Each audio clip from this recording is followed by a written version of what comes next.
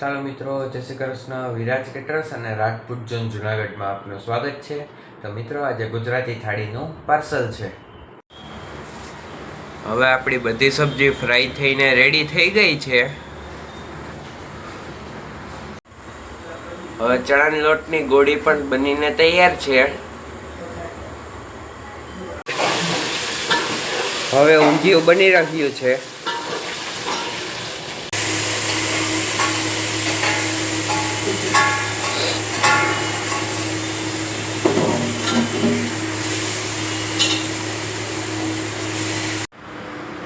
હવે આપણી ચણાના લોટની ગોળી પણ નખાઈ ગઈ છે.